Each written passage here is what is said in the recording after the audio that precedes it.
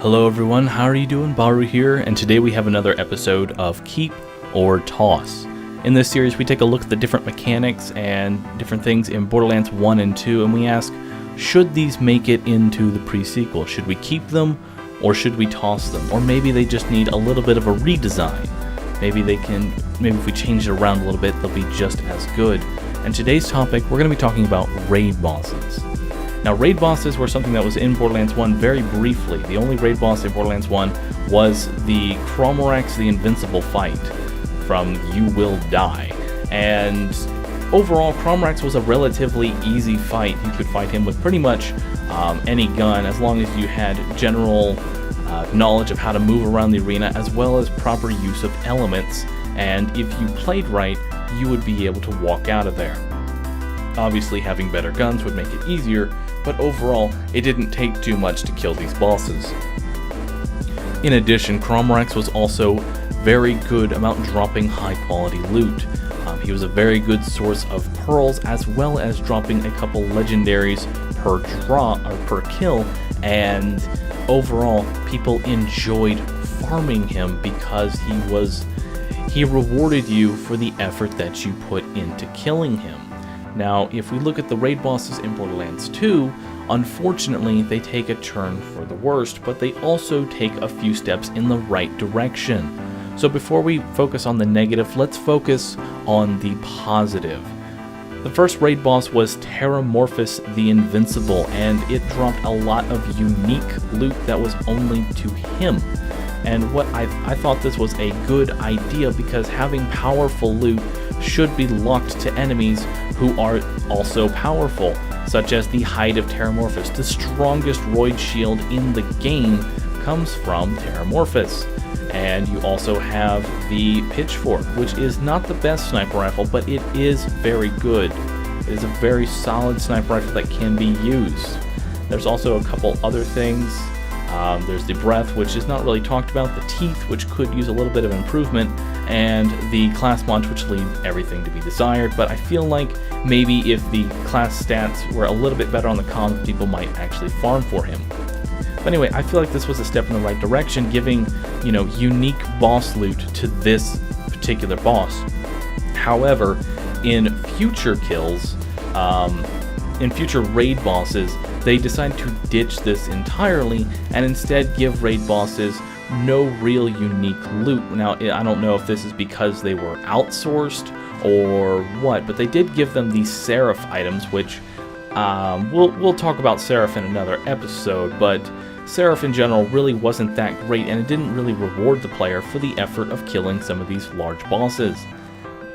As well as the extra loot that they did drop, it was mostly greens and blues with a couple of purples. And in general, this isn't the type of loot that you would even use to kill these raid bosses, especially in the higher difficulties. There's no way you can kill any sort of raid boss on Overpower 8 with any of the loot that they drop.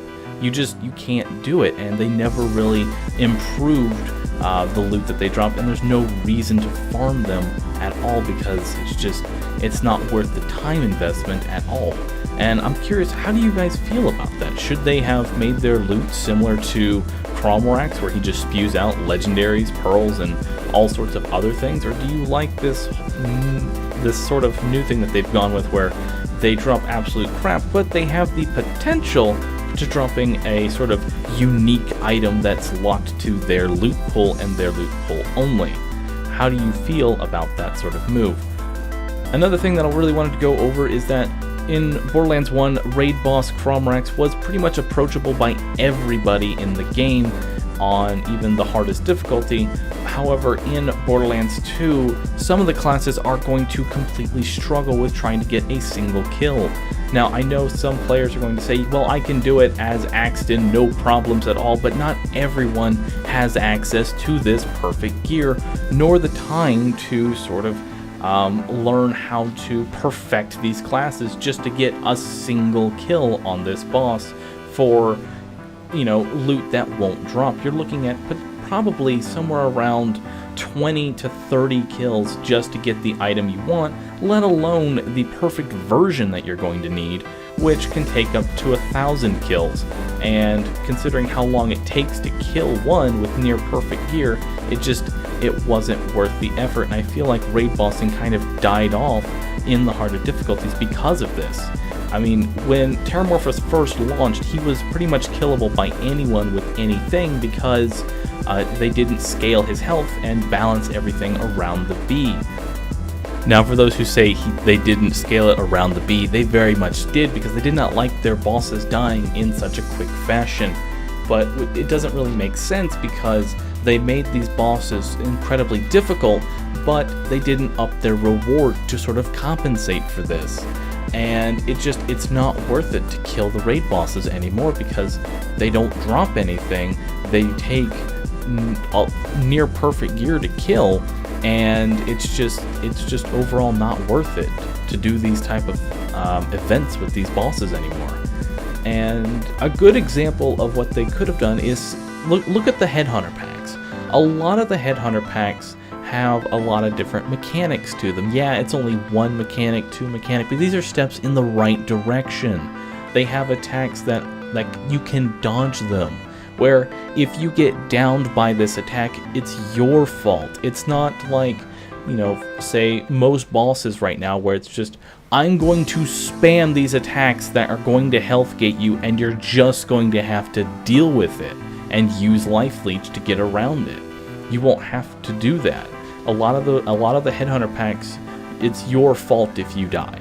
It really is. And I'm hoping that they make a step towards more that direction. More on the mechanics and less on just throwing damage at the player and just telling them to deal with it. But let me know what you guys think about all of this. Should raid bosses make a return in the new pre-sequel? How would you introduce them into here? Should they require multiple players to fight? Should it be more scaled to solo? Should it be, similar to Terramorphus, where you can walk in, have a nice fight, get a nice reward, and walk out, and maybe, not have to deal with all of the frustrations that come with OP8 raiding, and that, just a lot of combinations just simply don't work. Another thing that I would like to have introduced is maybe a sort of actual treasure room after the boss fight, similar to Terramorphus. You see, we have Terramorphus, he drops a lot of chests. Terra, there's 2. Yeah, I get a legendary here, but that's besides the point. But anyway, guys, raid bosses, keep or toss? I want to thank you all for watching. If you could leave a like on the video, I would appreciate it. It helps support me in what I do, and I'll see you guys in the next episode. Later.